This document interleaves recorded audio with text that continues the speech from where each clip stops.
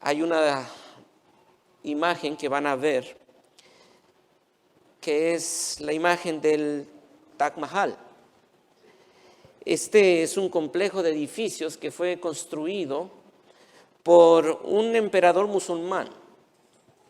Muchos hablan de que la razón del por qué se construyó este gran edificio o varios edificios alrededor de este es porque él en verdad tenía tanto pesar en su corazón porque una de sus esposas, o su esposa favorita, muchos dicen eso, falleció al tener su decimocuarto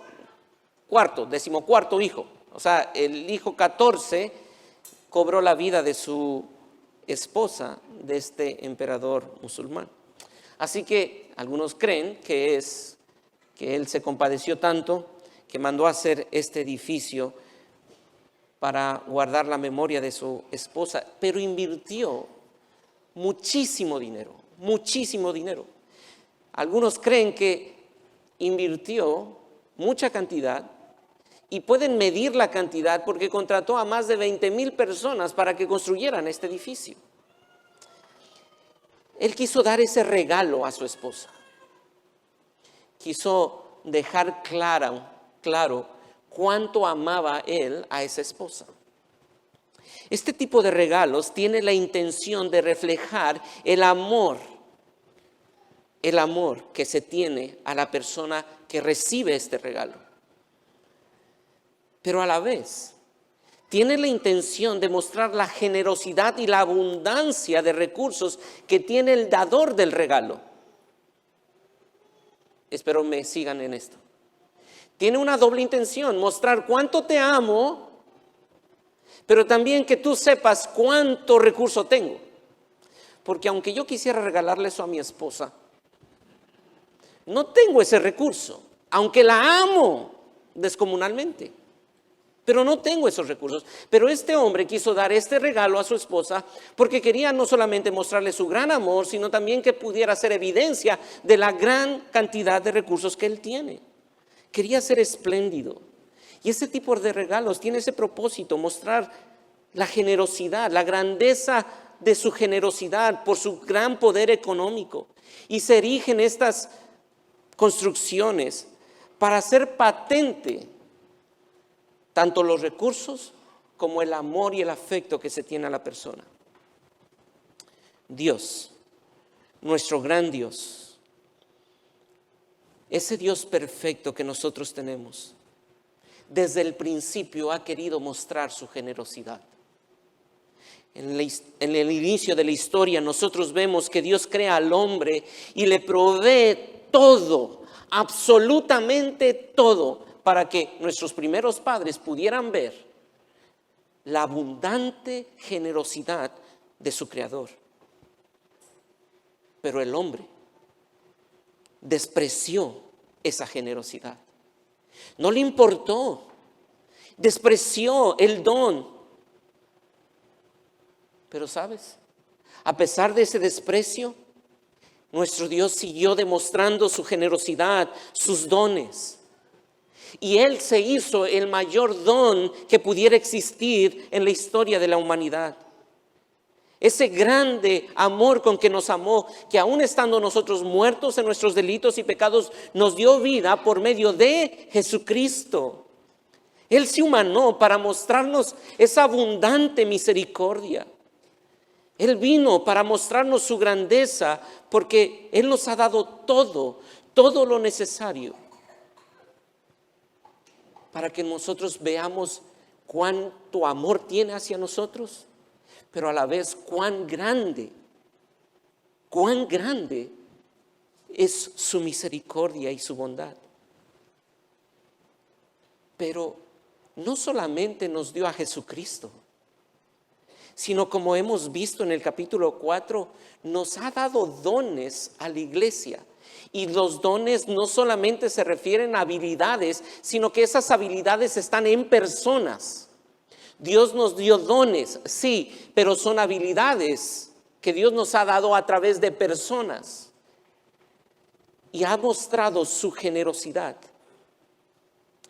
Y así como el Taj Mahal será un recordatorio siempre de la generosidad de este hombre, emperador musulmán. Nosotros tenemos la iglesia como la evidencia de la gran generosidad de Dios para con nosotros. La iglesia es una demostración continua del don de Dios para contigo. Porque Él ha querido escoger y redimir a todo un pueblo para tu bien. Yo no sé si eso te emociona, pero cuando yo lo estaba pensando y estudiando, dije, no puede ser cuán grande amor. Mira, yo puedo contratar a personas que vengan y hagan una casa para mi esposa y se van. Y se van. Pero nadie puede hacer que cientos de personas vengan y vivan la vida alrededor de mí para mi bien.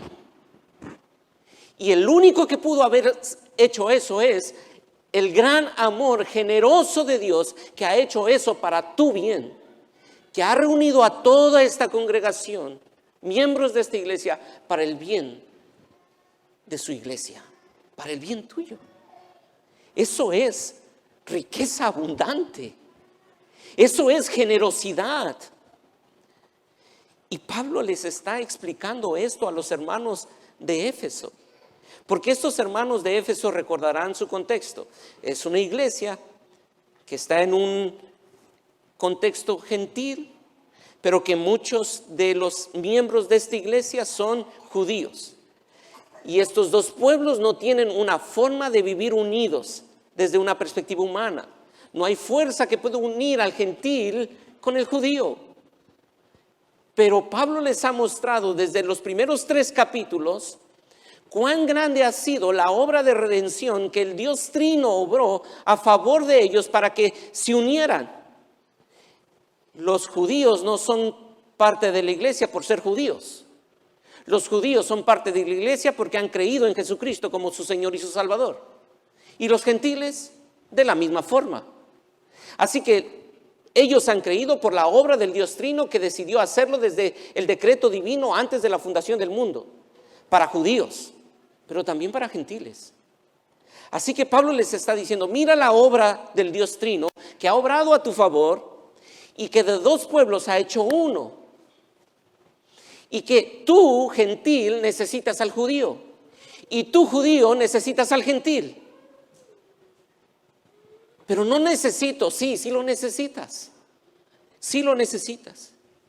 Porque es necesario que tú veas la misericordia de Dios, porque tu santificación no puede darse si no está allí el gentil que tú crees que necesita ser desechado. Tú necesitas a ese gentil. Y el gentil dice, yo no necesito a este judío cuadrado, yo quiero libertad.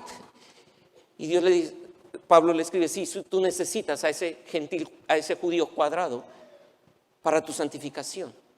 Y Dios ha unido a esa iglesia allí para el bien de esos creyentes individuales. Y porque Dios te ha dado los dones necesarios para tu crecimiento. Pablo les quiere decir, Dios te ha dado todos los dones necesarios para tu crecimiento. Tú tienes que aprender a edificar a esos creyentes y no aislarte y vivir en tu individualismo. Tú necesitas ver la generosidad de Dios a través de esos dones para que tú entiendas que tu propósito ahí en esa iglesia es la edificación. Y déjeme entonces repetir la proposición de este sermón. Porque Él te ha dado los dones necesarios para tu crecimiento, tú debes edificar a otros. Porque Él te ha dado los dones necesarios para tu crecimiento, tú debes edificar a otros. Los versos que leímos hace un momento del capítulo 4 nos mostró cómo desde el versículo 7, del capítulo 4 del versículo 7, nos muestra cómo Dios en Cristo, el Dios encarnado, nos ha dado dones a la iglesia. Y nos ha dado dones porque Él vino y conquistó a los redimidos. Y ahora que ha conquistado a los redimidos, los ha puesto en la iglesia como una demostración de su generosidad. Versículo 10. El que descendió, hablando del Señor Jesucristo, es el mismo que también subió por encima de todos los cielos para llenarlo todo. Y él mismo, hablando del Señor Jesucristo, constituyó a unos apóstoles, a otros profetas, a otros evangelistas, a otros pastores y maestros. Pablo va a mostrarnos esa diversidad de dones. Ahora, en el versículo 11 nos va a mostrar una lista de esos dones que Dios ha dado. Y como dijimos, hicimos referencia, si tú vas a 1 Corintios 12 y Romanos 12, tú te vas a dar cuenta que hay una lista también, pero esa lista de esas dos cartas es una descripción de habilidades. Y ahora Pablo dice, esa diversidad de dones se ve en personas. Ahora, esta lista no limita la cantidad de dones, porque esta lista es una lista de líderes, pero allí faltan algunos dones que Dios ha dado a la iglesia que no están incluidos ahí. ¿Cómo cuáles? Nosotros no vemos allí el don del diaconado, y que es un don. Nosotros no vemos allí el don de liderazgo literal, así, con esa mención, como lo dice en 1 Corintios 12. Así que no es una lista limitativa, sino más enuncia algunos dones para mostrar la diversidad de los dones. Y esa diversidad de dones son necesarias. Pero ¿son necesarias para qué? Pues el versículo 12 nos dice para qué son necesarias. ¿Puedes leer junto conmigo? A fin de perfeccionar a los santos para la obra del ministerio, para la edificación del cuerpo de Cristo. ¿Cuál es el propósito que Dios en Cristo, nuestro Dios humanado, tuvo al darnos esos dones? No solamente son los únicos dones que aparecen con el versículo 11, como dijimos, pero de esa diversidad de dones que Dios nos ha dado en las personas que están a nuestro alrededor, ¿cuál es el propósito que Dios tuvo? Y la respuesta a esta pregunta es la que estaremos viendo en el primer punto. Porque la proposición es esta: porque Él te ha dado los dones necesarios para tu crecimiento, tú debes edificar a otros. ¿Para qué? Y la respuesta es para llegar a la medida de Cristo. Para llegar a la medida de Cristo. Del versículo 12 al versículo 14 nos va a mostrar ¿cuál es el propósito? Dios quiso dar esa diversidad de dones y mostrar su grande misericordia y su gran generosidad para con nosotros. ¿Para qué? Para ser como Cristos. Para ser como Cristo.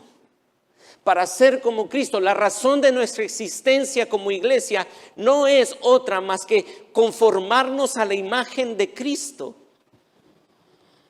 Dios ha dado a su iglesia una diversidad de dones que son necesarias para que la iglesia crezca en madurez.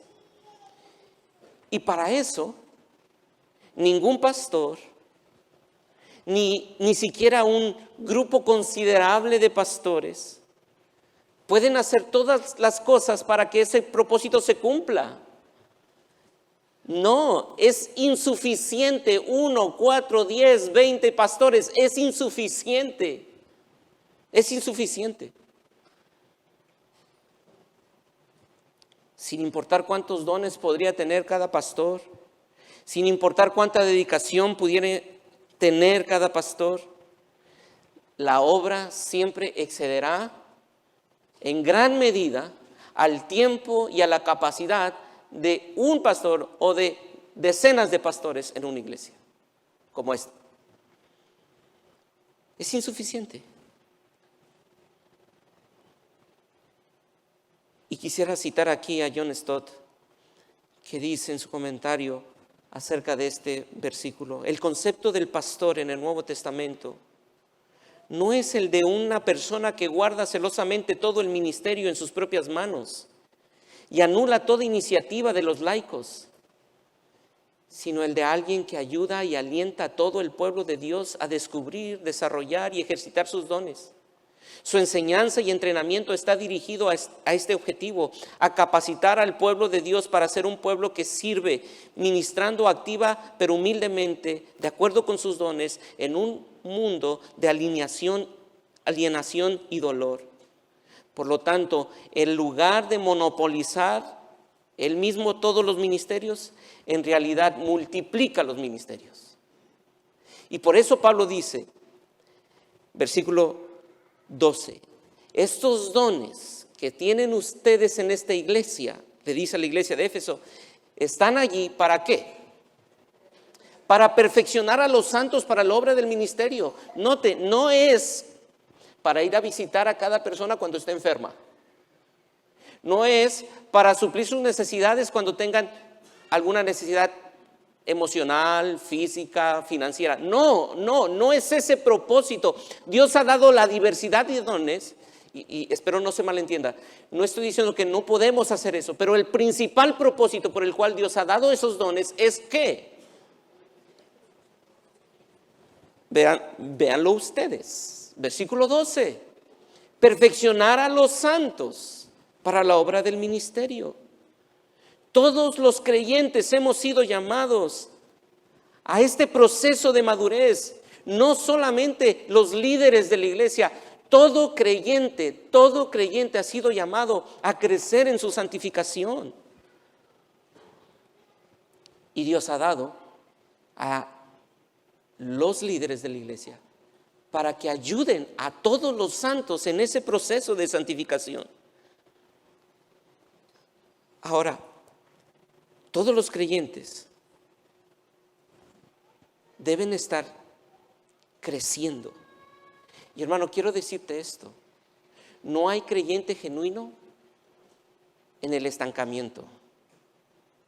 No hay creyente genuino en el estancamiento.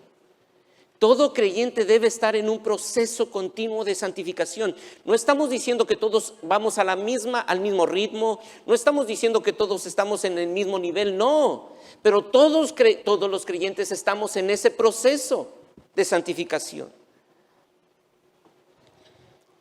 Porque eso es la razón del por qué existe la iglesia. De que seamos a la imagen de Cristo. Pablo va a utilizar estas palabras. Versículo 12, perfeccionar, capacitar. Pero también va a hablar de otra palabra para hablar de ese mismo propósito. Y note, versículo 12, a fin de perfeccionar a los santos para la obra del ministerio, ¿para qué? Para la edificación del cuerpo de Cristo. Y es interesante. Porque si tú te das cuenta, esta palabra edificación tiene un contexto de construcción. De hecho, significa literalmente construir una casa. Así que Pablo está mostrando que a Dios le ha placido usar a estos dones que acaba de describir en el versículo anterior, dones débiles y frágiles, para avanzar su obra en la iglesia. Esto es impresionante, porque a Dios le plació tomar a hombres como nosotros, que no somos reconocidos ante la sociedad. Y como Pablo dice, miren hermanos, ¿quiénes somos nosotros? ¿Qué hay en nosotros? De lo necio escogió Dios, sí, de lo necio escogió Dios para avergonzar a lo sabio.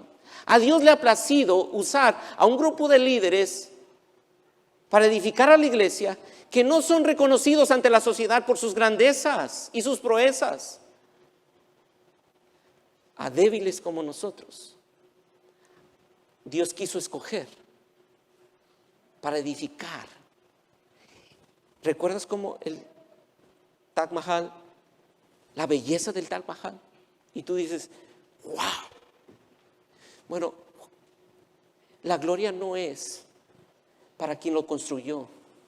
La gloria es para quien regaló eso. No se habla de los que lo construyeron, se habla de quien invirtió en eso. Nosotros no somos dignos de alabanza. Es Él el digno de alabanza. Y a Dios le ha placido escoger a hombres como nosotros, débiles y frágiles, para edificar a su iglesia. Pero dice, Dios les ha dado dones para perfeccionar, edificar. Y quisiera pedirte que pensaras en esto, porque Pablo va a continuar y dice, pero eso tiene una forma de evaluar. Si tú continúas leyendo, te dice allí, versículo 13, hasta que todos lleguemos a la unidad de la fe y del conocimiento del Hijo de Dios, a un varón perfecto, a la medida de la estatura de la plenitud de Cristo. Y va a mostrar Pablo que ese perfeccionamiento y esa edificación se manifiesta en una forma de pensar. Porque hasta que todos lleguemos a la unidad de la fe y ¿de qué? Y del conocimiento del Hijo de Dios. Pablo está diciendo, los hermanos que tienen ustedes allí, están allí para edificar, para perfeccionar y para edificar. ¿Pero qué significa eso? Y cada uno podría tener su propia lista de qué significa para ustedes eso. Si a mí me edifica que venga a comer todas las mañanas uno de los pastores a mi casa, y sería bueno si nos quieren invitar. Pero, ¿qué significa eso? Pues Pablo va a decir, ¿sabes qué? Eso se va a ver evidente cuando todos estén pensando de la misma forma acerca de lo que Cristo es. El propósito del por qué Dios nos ha dado pastores, maestros y todos estos dones y la diversidad de esos dones es que todos lleguemos a la estatura del conocimiento de Dios, porque cuando cambia tu forma de pensar, cambia tu forma de actuar. No hay forma que tú y yo entendamos nuestra forma de actuar si no entendemos lo que Cristo es para nosotros, si no cambiamos nuestro pensamiento acerca de lo que tú eres en Cristo.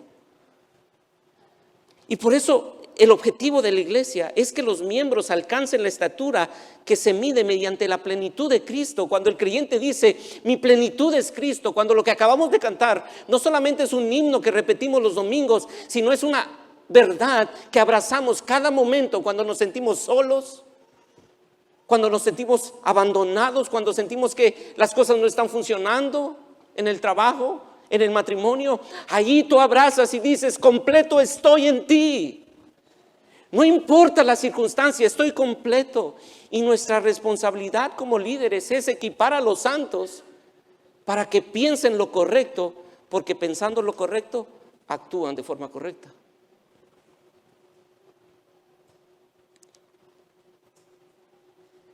La finalidad entonces de la iglesia no es nada más ni nada menos que producir hombres y mujeres que reflejan a Cristo, porque piensan lo correcto acerca de Cristo. La finalidad de la iglesia no es nada más ni nada menos que producir hombres y mujeres que reflejan a Cristo, porque piensan lo correcto acerca de Cristo. No, Cristo no solamente es el amuleto que me va a librar del infierno, Cristo lo es todo para mí. Todo. Y por eso, Pablo dice, este es el propósito positivo. Ustedes podrán darse cuenta que la iglesia está cumpliendo su propósito al ser edificados por medio de los dones que se les ha dado y al ser perfeccionados porque piensan lo correcto acerca de Cristo. Y versículo 14, y eso les da la oportunidad y la capacidad de tener un discernimiento, porque mira el versículo 14, para que ¿qué? Ya no seamos niños fluctuantes, llevados por doquier de todo viento de doctrina, por estratagema de hombres que para engañar emplean con astucia las artimañas del error. Para que tengan discernimiento. Hermanos, el resultado del perfeccionamiento y la edificación es discernimiento. Los santos, los dones que Dios nos ha dado, ministran al cuerpo de Cristo para que cada miembro de la iglesia sea perceptivo, sea analítico, tenga pensamientos penetrantes y pueda discernir.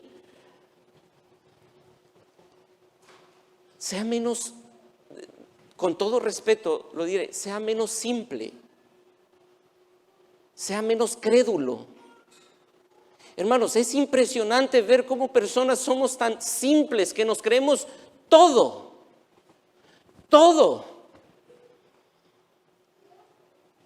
Y no tenemos discernimiento. Y la pregunta es, ¿por qué? Porque quizás no estás pensando lo correcto acerca de Cristo. ¿Y por qué no estás pensando lo correcto acerca de Cristo? Porque quizás no estás escuchando la voz de los que Dios te ha dado a ti. A ti como un don para ti. Pero Pablo no solamente tenía esta carga por estos hermanos de Éfeso.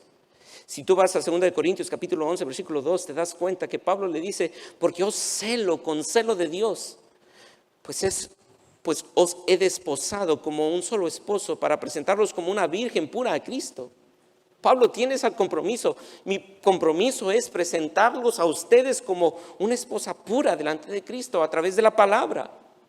Pero, versículo 3, temo que como la serpiente con astucia engañó a Eva, vuestros sentidos sean de alguna manera extraviados de la sincera fidelidad a Cristo. Que dejes de escuchar la verdad y tus sentidos comiencen a extraviarse diciendo, pues sí, parece ser lógico. Mira, sí es cierto, nosotros venimos de esta cultura machista y por eso es cierto, tenemos que levantarnos como feministas y como revolucionarios para poder entender, porque es cierto, aquí nosotros somos los revolucionarios. ¿Y Dios dónde está en tu ecuación? ¿Dónde está Dios? ¿Dónde está Cristo? ¿Dónde está la satisfacción que tú encuentras en Él? Fácilmente somos atrapados y seducidos por la corriente humanista del siglo XXI, esta corriente posmoderna que habla tanto del humanismo, de tus valores y de tus derechos, cuando al que es tu creador lo crucificaron y nadie levantó su voz diciendo su derecho dónde está, sino que todos juntos gritamos, crucifíquenle, crucifíquenle. ¿Y eso por qué? Por la caída. Pero nos hace falta ver desde una perspectiva bíblica lo que está pasando en el mundo, porque es más fácil y es más seductor la voz del humanismo que lo que Dios dice. Pero cuando lo ves todo desde una perspectiva bíblica, desde ese famoso concepto, cosmovisión bíblica, que dices, hay un Dios que creó todo, hay una caída por la cual nosotros estamos sufriendo, no es el producto del patriarcado ni del matriarcado, es por el pecado, pero hay una redención que me da libertad y espero que la consumación de esta historia. No se trata de todo aquí, se trata de que algún día viene mi Redentor. Pero ¿cuántas veces tú y yo, al ver el TikTok, somos más atrapados por 60 segundos para producir un pensamiento, que ese pensamiento se produce en una convicción y esa convicción se produce en un hecho, que lo que Dios dice en su palabra? Es impresionante cómo un youtuber tiene más influencia hoy en día en la mente de muchos creyentes que lo que Dios dice en su palabra. Muchas veces tememos más por lo que los medios de comunicación nos dicen que lo que confiamos en Dios por lo que Dios dice en su palabra.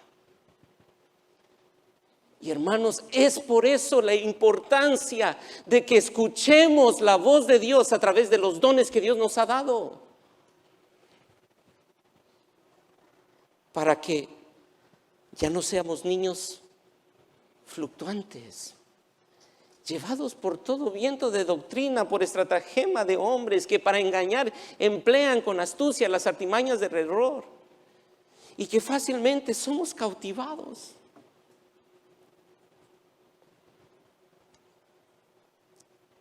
Pero es necesario que cada creyente puede entender que el propósito de ser parte de una comunidad es edificarnos y perfeccionarnos, y eso se ve en su forma de pensar, porque cambiando su forma de pensar, cambia su forma de actuar. Así que la salud de la iglesia y la eficiencia del liderazgo no se mide, hermanos, la salud de la iglesia y la eficiencia de la iglesia del liderazgo, no se mide por la cantidad de programas. Y quiero desafiarte a pensar de esta forma. Pudiéramos tener programas día domingo, lunes, martes, miércoles, jueves, viernes y sábado. Y otra vez comenzamos domingo, lunes. Y creer que es la iglesia perfecta porque estamos en actividad tras actividad y pensando de la misma forma que siempre hemos pensado.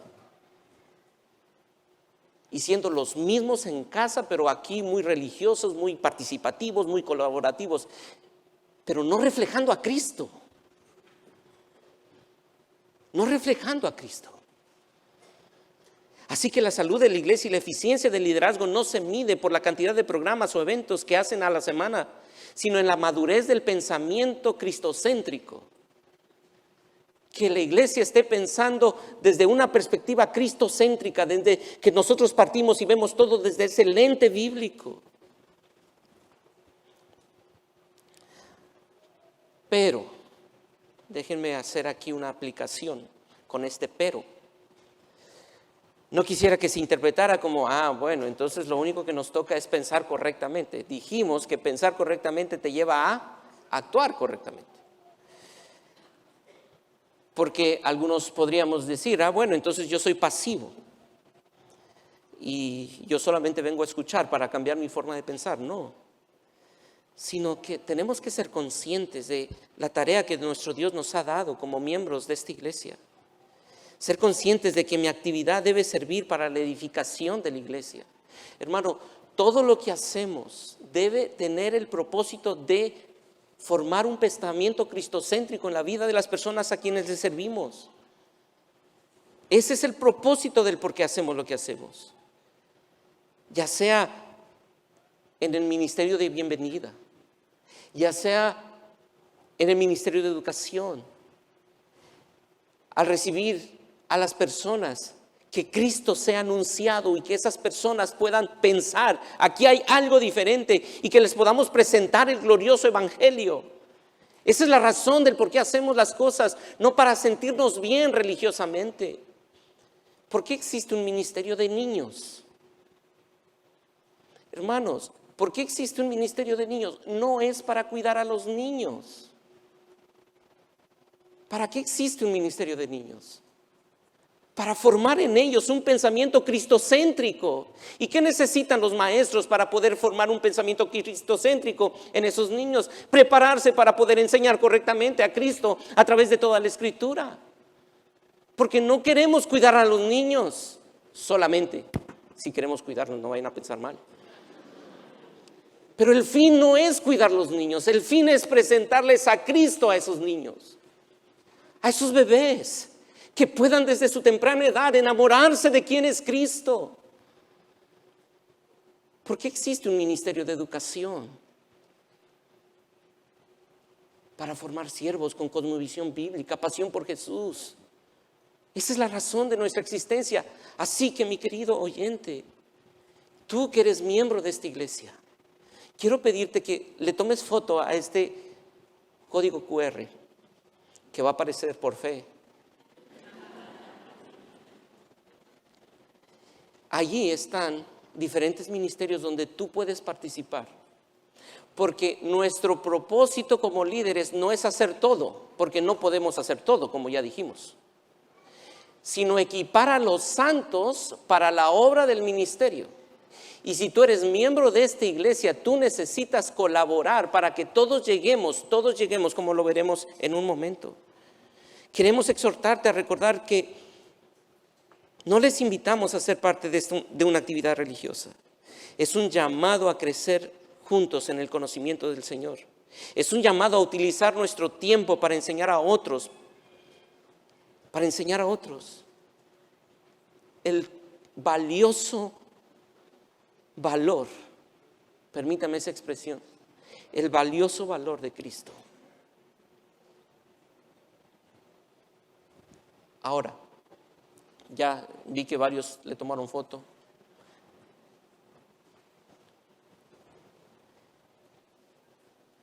Pero viene una segunda pregunta, si lo podemos quitar, porque sé que eso va a causar cierta distracción.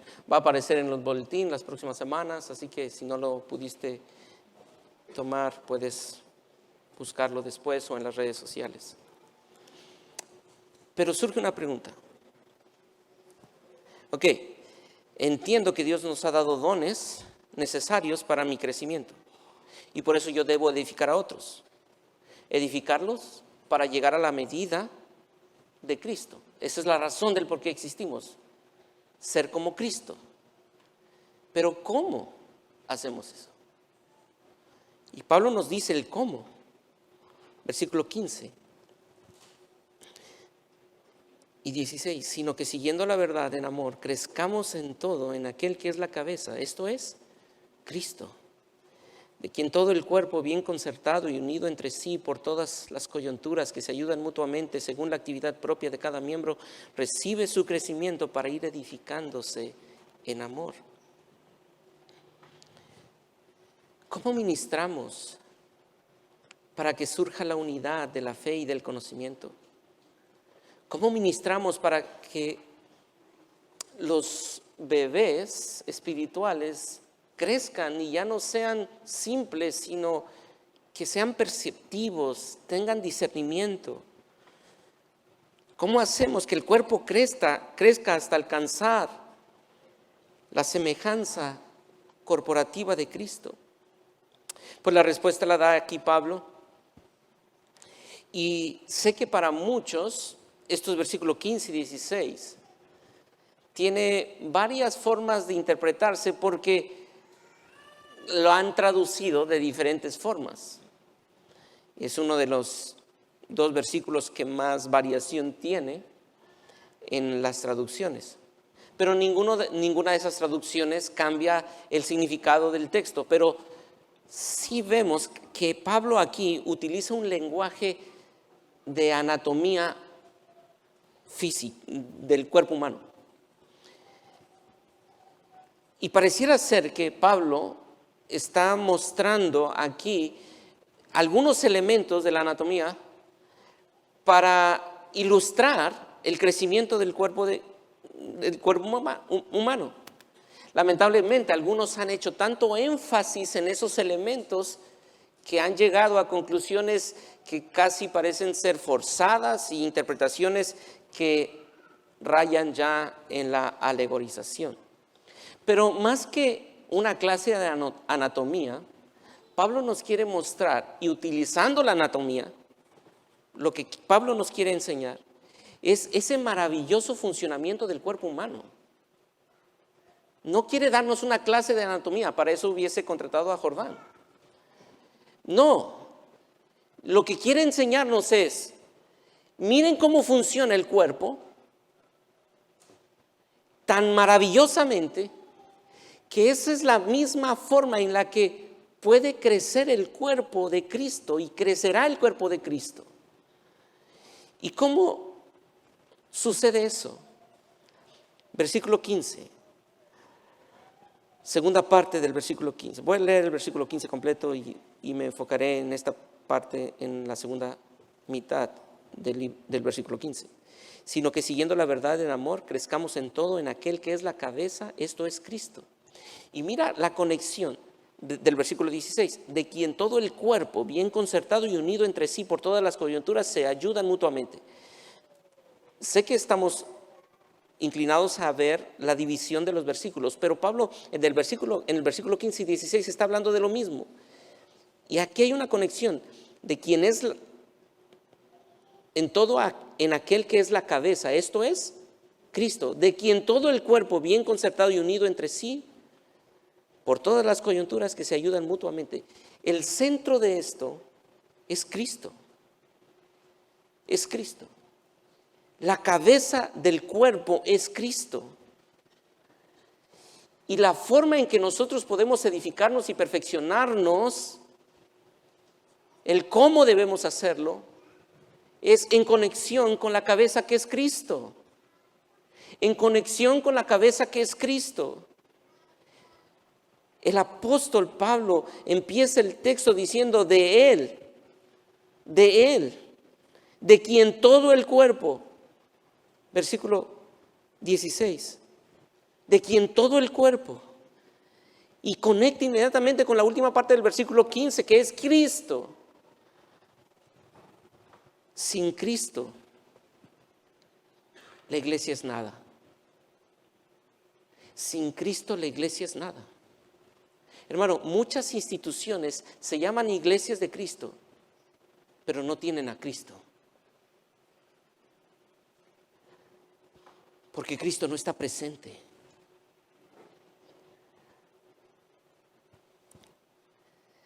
¿Recuerdas en Apocalipsis 2, versículo 5? Como el ángel de la iglesia dice que quitó el candelero de esa iglesia, porque Cristo no está presente.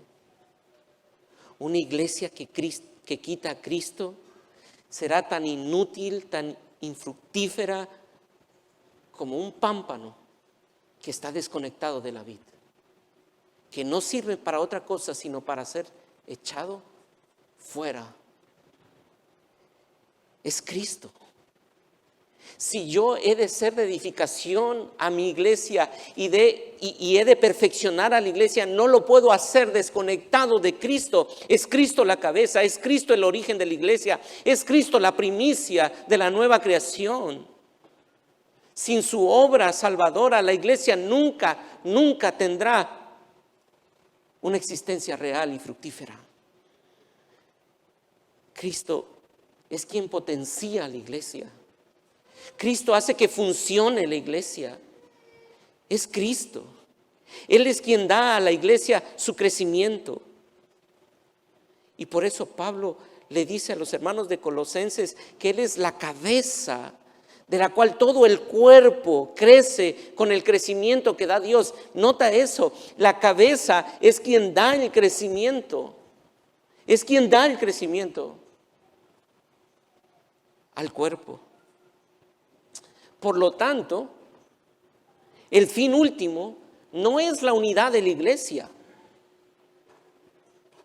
El fin último es que la iglesia esté unida a Cristo, quien es la cabeza de la iglesia. Hay muchas cosas que nos pueden unir, pero si no es Cristo, entonces no somos el cuerpo de Cristo. Hay organizaciones que pueden producir unidad, pero la iglesia no ha sido llamada a esta unidad en independencia de Cristo, sino en conexión con Cristo.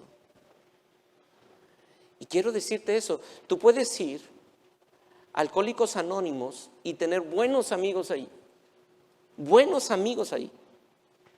y tener personas que dices, de verdad, yo siento que Él es alguien que me acompaña en esta lucha contra este vicio. Y está bien, pero eso no es la iglesia. Eso no es la iglesia. La iglesia está centrada y conectada con Cristo.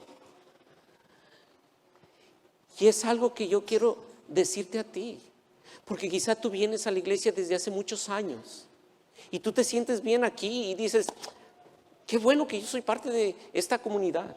Está bien. Pero no creas que eres parte de la iglesia si Cristo no es el centro de tu vida. Tú puedes venir a congregarte, tú puedes venir a escuchar, pero tú no eres parte del cuerpo de Cristo a menos que estés conectado con Cristo. Y esto no es para descalificar a nadie, sino al contrario, para invitar a todos los que no se han conectado a Cristo que vengan en arrepentimiento y fe y creas que Cristo es el Señor y el Salvador de tu vida. Cree en Cristo. Cree en Cristo. Hoy es el día para que tú creas en Él. Cree. Entrega tu vida. Mi querido creyente, déjame decirte a ti, tú como miembro de la iglesia, no puedes estar conectado a la iglesia si no estás conectado con Cristo. si no estás creciendo en tu comunión? Mis queridos hermanos que son miembros de esta iglesia, ¿estás asombrándote por Cristo? ¿Estás gozándote en su obra de redención? Si has pasado días sin tener comunión con Él, nunca podrás estar conectado y unido a la iglesia. Es por eso que te cuesta estar unido a la iglesia, porque estás desconectado con Cristo o de Cristo. No podrás ser de edificación.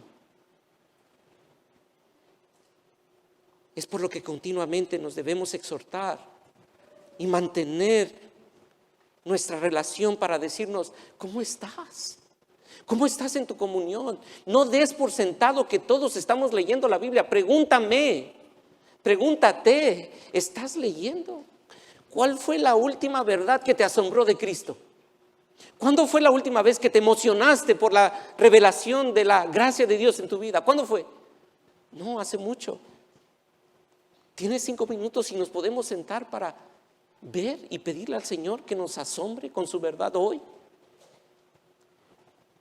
Porque la iglesia necesita estar conectada con Cristo, quien es la cabeza. Pero note el versículo 16, una segunda forma en que nosotros hacemos esto. Y le pido perdón porque no cité el segundo punto, solamente lo dije que esta era la segunda forma en que nosotros edificamos a otros. El primer punto es para llegar a la medida de Cristo, y el segundo punto, haciendo todo en Cristo por amor a tus hermanos.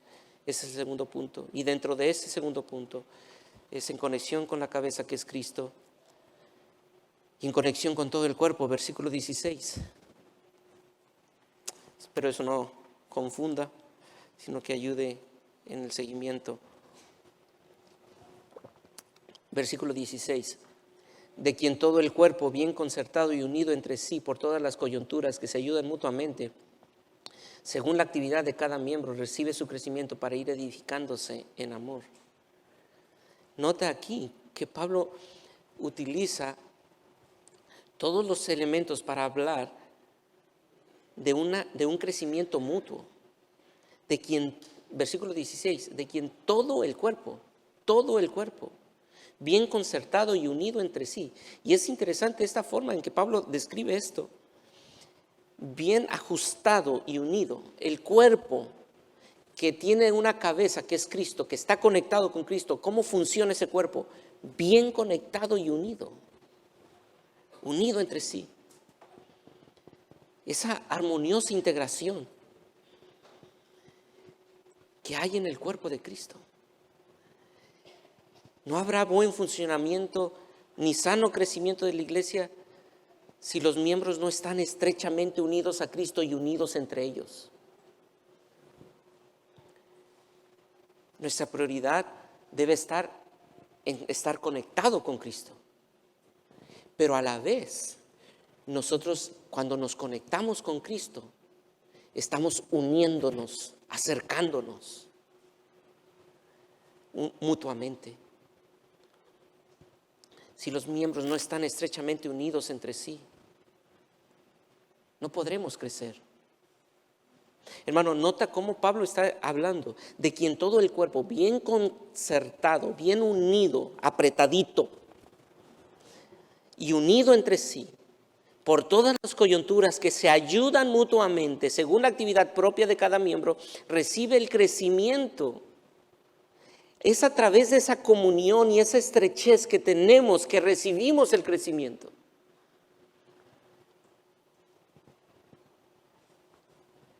Cuando nos ayudamos mutuamente. Y es cierto que en una iglesia como esta es difícil tener una unidad y esa cercanía con cada uno de los miembros.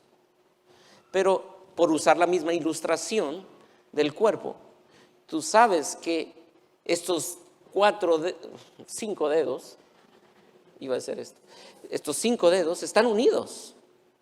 Y están unidos y están más cercanos que lo que están mis 5 dedos de los pies. Y aunque estos están unidos, hay una separación, pero son parte del mismo cuerpo.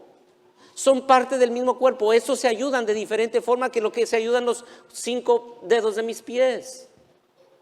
Sí, están unidos a través de un cuerpo. Y sabes, como iglesia, a veces nosotros quisiéramos pensar románticamente en esta unidad y decir, es que cuando nosotros vamos a ser amigos de todos y todos pudiéramos estar unidos, entonces esto no hay unidad en esta iglesia. Hermano, tú tienes un grupo pequeño. ¿Ya te uniste a un grupo pequeño? ¿Estás siendo fiel a tu grupo pequeño? ¿Estás escuchando la voz de tu líder en ese grupo pequeño? Cuando el líder del grupo pequeño dice, vengan hermanos, tenemos la unión, y nadie dice nada. Eso no es queja de los líderes, eso no pasa aquí, pero bueno, supongo que en algunos grupos pequeños pasa. Hermanos, vamos a tener esta actividad. ¿Quién quiere participar? Hermanos, hay esta necesidad. ¿Podemos orar y reunirnos a orar? ¿Puedes orar por esta carga que tiene tal hermana o tal hermano? Esa es tu conexión más inmediata. Y estamos todos conectados con Cristo y todos por medio de la cabeza que es Cristo nos unimos continuamente. Así que la forma en que nosotros hacemos todo en Cristo y por amor a mis hermanos es en conexión con la cabeza que es Cristo, es en conexión con todo el cuerpo. Y termino con lo siguiente. Mire cómo comienza el versículo 15, sino que siguiendo la verdad en amor, crezcamos en todo, en aquel que es la cabeza, que esto es Cristo. Y sé que muchas veces cuando nosotros hablamos de hablar la verdad en amor, hemos limitado la interpretación o el significado de esta expresión a decirnos las cosas bien, con suavidad. O sea, voy a decirle las cosas pero con prudencia. Y sí, pero en el contexto que en el que nosotros encontramos esta porción, está hablando de una verdad específica, de una verdad acerca de Cristo. Así que sí, yo tengo que hablar la verdad en amor, pero ¿la verdad de qué? La verdad de Cristo. Cuando yo tengo que enseñar acerca de Cristo, cuando yo tengo que desafiar un pensamiento de mi hermano que no está pensando correctamente acerca de Cristo, tengo que hacerlo y no decir, bueno, pobrecito, pues por amor a él no lo voy a confrontar, porque, hermano, si no está pensando correctamente acerca de Cristo, tengo que decirle en amor, pero tengo que decirle, tengo que exhortarle en amor. No es solamente cuando llegue tarde a la reunión y diga, llegó tarde otra vez el hermano a la reunión. Bueno, en amor le voy a decir, hermano, llega temprano. Eso está bien y eso es bueno. Pero cuando continuamente está haciendo eso, yo tengo que preguntarle, ¿qué piensas acerca de Cristo en cuanto a esto? Porque quizá tú no estás pensando lo correcto acerca de Cristo y te tengo que desafiar a pensar lo correcto acerca de Cristo en amor. Pero lo tengo que hacer. Porque Pablo le dice, sino que siguiendo la verdad, ¿qué verdad? La verdad de Cristo en amor, crezcamos. Y termino concluyendo. La visión que Pablo nos revela es que la iglesia está firmemente unida a Cristo, quien es la cabeza, quien es el fundador, quien es su Señor. Y esta iglesia crece hacia la imagen de Cristo. Cristo es el iniciador de la iglesia y Cristo es el fin de la iglesia. Cristo pues es a la vez el origen y la meta suprema de la iglesia. Es Cristo. El crecimiento de la iglesia, ¿cómo se da? De manera orgánica, porque se asemeja al crecimiento del cuerpo, al cuerpo humano. Cada órgano debe funcionar activamente, contribuyendo al bien del otro. Y hermano, no es que estamos diciendo, Ay, ¿por qué esta actividad va a ayudarle al que está allá? No, yo no quiero que le ayude a él, yo quiero que le ayude al que está cercano aquí. No, el cuerpo funciona orgánicamente para que todo el cuerpo crezca. Todo el cuerpo crezca. Así que hoy, que estamos concluyendo esta parte del capítulo 4, quisiera recordarte las notas dominantes de esta sección. Pablo está enseñando a la iglesia la unidad de la iglesia. Capítulo 4. Está enseñando la diversidad de la iglesia y está enseñando acerca del crecimiento de la iglesia. Pablo nos ha exhortado a mantener la unidad de la iglesia, lo cual es perfectamente compatible con la diversidad de los miembros de la iglesia.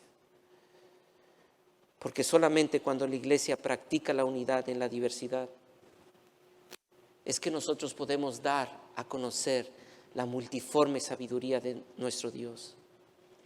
Pero lo hagamos en conexión con Cristo y en amor a nuestros hermanos. Y porque Él te ha dado los dones necesarios para tu crecimiento, tú debes edificar a otros para llegar a la medida de la estatura de la plenitud de Cristo, haciendo todo en Cristo y por amor a tus hermanos. Señor, te damos gracias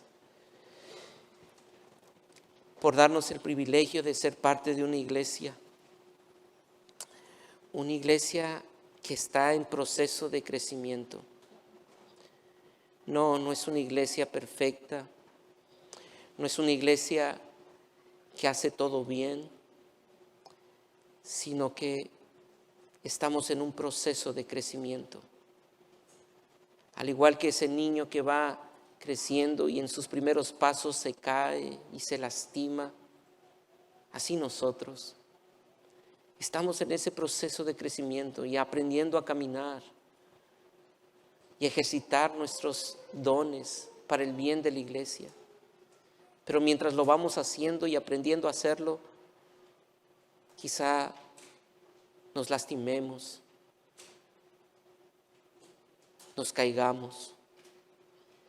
Pero ayúdanos a recordar que es parte del crecimiento y tenemos que alentarnos, hablando la verdad en amor, desafiarnos a pensar lo correcto acerca de esas áreas en nuestras vidas donde siempre hemos actuado de cierta forma.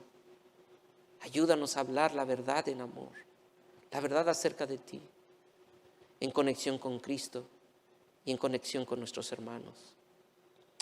Porque sabemos que esa es la única forma en que nosotros en verdad cumpliremos el propósito por el cual tú nos has llamado, de ser luz, de ser representantes de Cristo en esta tierra. Y rogamos que esta iglesia sea una evidencia clara, palpable, de la manifestación de tu generosidad. Y que el mundo sepa cómo tú nos has redimido y nos has unido por pura gracia.